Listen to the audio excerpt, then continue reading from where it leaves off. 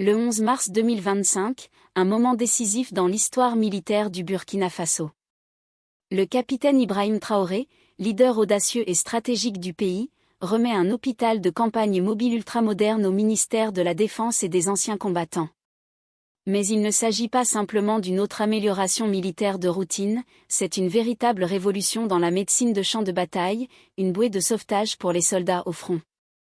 Pendant des années, l'une des plus grandes faiblesses des opérations militaires a été le temps nécessaire pour évacuer les soldats blessés, le temps perdu en attendant des soins médicaux urgents, les secondes qui séparent la vie de la mort.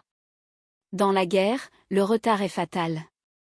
Un soldat peut survivre à une blessure initiale mais succomber à une hémorragie, une infection ou un choc avant même d'atteindre un hôpital.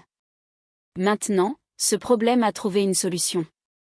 Ce nouvel hôpital mobile de campagne n'est pas une simple tente médicale temporaire ou un véhicule d'urgence ordinaire. Il s'agit d'une unité médicale entièrement opérationnelle conçue pour être déployée dans les conditions les plus dangereuses.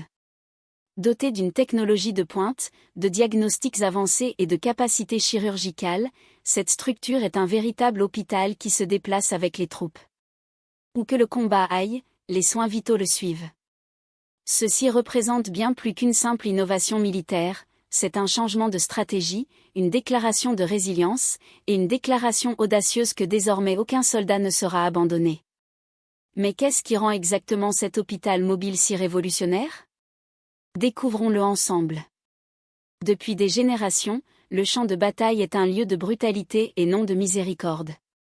Lorsqu'un soldat tombe, il dépend de ses camarades pour le ramener en sécurité, espérant, parfois en vain, qu'une aide médicale arrivera à temps. Mais si l'hôpital n'attendait pas à l'arrière, s'il suivait l'armée, prêt à sauver des vies dès que la balle frappe ? C'est la philosophie derrière le tout premier hôpital mobile du Burkina Faso, ni une tente improvisée, ni un poste médical temporaire, mais une unité médicale pleinement fonctionnelle et autonome qui opère là où elle est la plus nécessaire. Contrairement aux hôpitaux militaires traditionnels nécessitant beaucoup de temps d'installation et un emplacement fixe, cette unité mobile ultramoderne est conçue pour un déploiement instantané, une action immédiate et une autonomie complète. Pendant des décennies, les opérations médicales militaires ont suivi un modèle d'évacuation linéaire. Lorsqu'un soldat est blessé, il reçoit des premiers soins basiques sur le champ de bataille, souvent limités à un simple pansement ou une stabilisation de base. Ensuite, le soldat est transporté vers un point de triage où les blessures sont classées par gravité. À partir de là, les blessés sont envoyés vers un hôpital de campagne, généralement une installation temporaire. Ce modèle est lent, risqué, et souvent fatal. De nombreux soldats meurent simplement parce qu'ils n'ont pas eu accès rapidement à des soins adaptés. L'hôpital mobile du Burkina Faso transforme complètement ce modèle dépassé en supprimant tous ses points faibles. Le système médical complet est désormais concentré en une seule unité immédiate. Il n'y a plus de points de triage éloignés, plus de transport dangereux vers un hôpital stationnaire, ni d'attente interminable d'évacuation médicale. Le système médical tout entier est désormais regroupé dans une seule unité d'intervention immédiate, garantissant que les soins médicaux vitaux suivent directement les troupes où qu'elles aillent. Cette unité révolutionnaire fonctionne à partir de 2 véhicules spécialement conçus pour des fonctions précises. Le premier véhicule est un centre de diagnostic doté de technologies d'imagerie médicale avancées, telles que les scanners, les rayons X et les laboratoires d'analyse. Dans une zone de guerre traditionnelle, les blessures internes passent souvent inaperçues jusqu'à ce qu'il soit trop tard. Avec cette unité mobile, les médecins peuvent immédiatement évaluer la gravité des blessures et agir en conséquence. Le second véhicule est équipé pour les interventions chirurgicales complexes directement en première ligne, permettant d'arrêter des hémorragies internes, retirer des éclats ou stabiliser les blessures critiques sans nécessité de transport vers un hôpital éloigné. Ce qui prenait autrefois des heures ne nécessite désormais que quelques minutes. L'efficacité de ce système ne se limite pas à la rapidité, l'hôpital mobile est conçu pour survivre et fonctionner dans les zones de combat, un avantage considérable sur les hôpitaux fixes qui sont vulnérables aux attaques ennemies. Les hôpitaux militaires traditionnels sont souvent des cibles faciles, notamment dans les conflits asymétriques où les groupes insurgés ciblent intentionnellement les installations médicales. Un hôpital fixe signifie que les soldats doivent risquer leur vie pour transporter les blessés, et en cas d'attaque, la seule solution est souvent la fuite, abandonnant les blessés derrière eux. Le véhicule médical mobile burkinabé est blindé, protégeant ainsi médecins et patients contre les tirs ennemis. Grâce à sa capacité tout-terrain, il peut traverser les déserts, les jungles et les régions montagneuses, sans être limité par une infrastructure routière défaillante. De plus, contrairement aux hôpitaux conventionnels qui peuvent nécessiter des heures d'installation, cette unité est opérationnelle en seulement 30 minutes, garantissant aux soldats des soins immédiats, où qu'ils se trouvent. Cette innovation possède également un niveau d'autonomie exceptionnel, indispensable dans un contexte de guerre où les lignes d'approvisionnement sont souvent coupées ou sabotées. L'hôpital mobile dispose d'une réserve d'énergie autonome de 8 heures, assurant la continuité des opérations médicales même en l'absence d'électricité extérieure. Des systèmes intégrés de filtration et de purification de l'eau rendent l'unité entièrement autonome en matière d'approvisionnement en eau potable et stérile.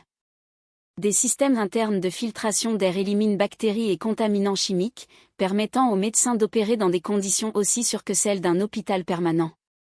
Ainsi, même au milieu du chaos, cet hôpital reste une zone organisée et sécurisée.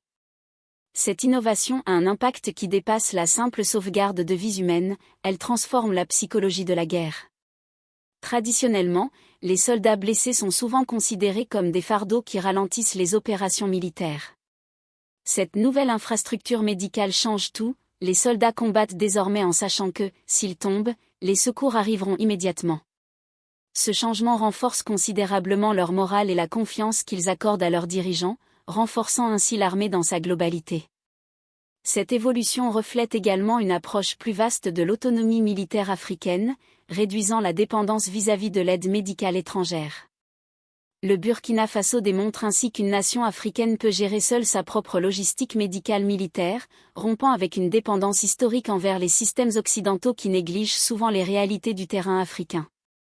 Ce mobile hospitalier marque donc une nouvelle ère dans laquelle le Burkina Faso affirme son indépendance et redéfinit les règles de l'engagement militaire à l'échelle africaine et mondiale. L'impact de cette innovation ne s'arrête pas seulement aux soldats eux-mêmes, elle transforme profondément la manière dont les guerres sont menées dans le monde moderne. Désormais, les conflits ne sont plus déterminés uniquement par la puissance de feu, car l'efficacité militaire dépend aussi de la rapidité avec laquelle un pays peut récupérer après avoir subi des pertes.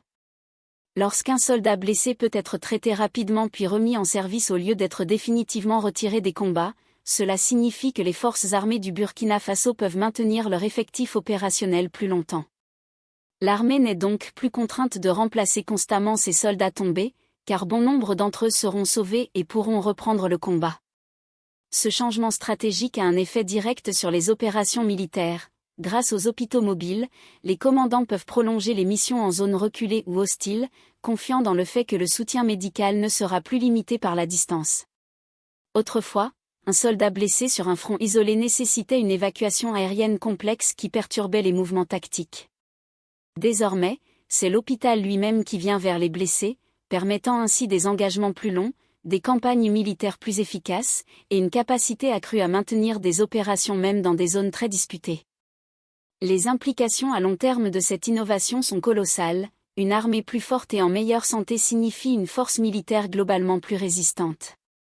Cela signifie aussi que le Burkina Faso n'est plus entravé par des systèmes médicaux obsolètes qui réduisaient considérablement ses chances de succès.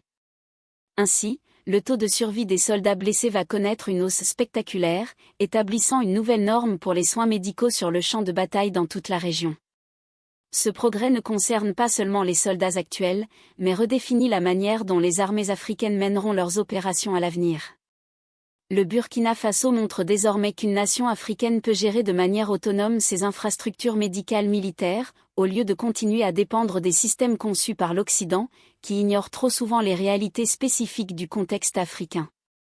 Trop longtemps, la médecine militaire en Afrique a été traitée comme une préoccupation secondaire, passant après l'achat d'armes et de véhicules. Mais cet hôpital mobile marque une rupture nette avec cette vision dépassée, en déclarant que les armées africaines n'accepteront plus des systèmes obsolètes et inefficaces imposés par l'extérieur. Il ne s'agit pas simplement d'une guerre de survie physique sur le champ de bataille, mais aussi d'une lutte pour l'innovation militaire elle-même. Le Burkina Faso n'attend plus l'aide étrangère pour résoudre ses problèmes, il démontre qu'avec un bon leadership, les solutions modernes peuvent émerger de l'intérieur. Les jours où le pays attendait patiemment le soutien des puissances occidentales sont désormais révolus. Le Burkina Faso avance selon ses propres conditions, sécurisant ses troupes grâce à une technologie, une stratégie et des innovations spécialement conçues pour ses besoins. L'impact de cet hôpital mobile se mesure en vies sauvées, en batailles gagnées et en confiance restaurée. Les soldats qui auraient autrefois péri sur le champ de bataille reviendront désormais auprès de leurs familles, de leur communauté, et reprendront leur poste. Chaque vie sauvée renforce non seulement l'armée, mais aussi la nation tout entière. Mais ceci n'est que le début. La véritable signification de cet hôpital mobile dépasse largement la simple survie immédiate. Ce projet représente l'engagement profond du Burkina Faso envers l'avenir, une mutation fondamentale dans la doctrine militaire et un message clair que désormais, aucun soldat ne sera laissé pour compte. Mais qu'est-ce que cela signifie pour la position du Burkina Faso dans la stratégie militaire mondiale, et comment cette transformation reflète-t-elle le leadership du capitaine Ibrahim Traoré ? La force militaire ne se mesure pas uniquement à la taille de l'arsenal ou au nombre de troupes. Elle se mesure par sa capacité à s'adapter, à innover et à garantir que ses soldats ne soient pas seulement des combattants, mais également des survivants. L'introduction d'un hôpital de campagne mobile dans la stratégie militaire du Burkina Faso n'est pas un développement aléatoire, c'est le fruit d'une vision claire et calculée du capitaine Ibrahim Traoré, un leader conscient que l'avenir de la guerre ne repose pas uniquement sur l'offensive mais aussi sur la durabilité des forces armées. Pendant des décennies, les forces militaires africaines ont été contraintes à s'appuyer sur des aides médicales étrangères, des formations externes et une logistique fournie par les puissances occidentales. Cette dépendance dangereuse a toujours mis en péril leur capacité à soutenir des combats prolongés. Ibrahim Traoré veille à ce que le Burkina Faso n'entre plus dans ce piège. En investissant dans les soins médicaux mobiles sur le champ de bataille, il réduit considérablement la dépendance du pays envers les puissances étrangères et garantit que l'armée puisse désormais fonctionner de manière autonome. Ce n'est pas seulement une avancée médicale, c'est une affirmation claire de souveraineté. Le Burkina Faso démontre ainsi sa capacité à innover, à moderniser et à créer des solutions adaptées à ses propres besoins sécuritaires. Cet hôpital mobile constitue un rejet direct de l'héritage colonial qui a maintenu trop longtemps les armées africaines dépendantes des systèmes occidentaux, peu adaptés aux réalités du terrain africain. Le capitaine Ibrahim Traoré brise cette conception dépassée en construisant une armée adaptée au Burkina Faso, et non selon les attentes des conseillers étrangers. Sa stratégie est centrée non seulement sur la survie, mais également sur l'endurance. Les menaces sécuritaires actuelles nécessitent une approche durable, capable de résister à des conflits prolongés qui exigent persistance et adaptabilité. Une armée puissante n'est pas celle qui gagne une bataille unique, mais celle capable de se maintenir au fil des années de conflit. C'est précisément la vision du capitaine Ibrahim Traoré, créer une structure militaire faite pour durer, et non pour des victoires éphémères. Ainsi, l'hôpital mobile devient un symbole de l'autonomie et de la modernisation militaire africaine.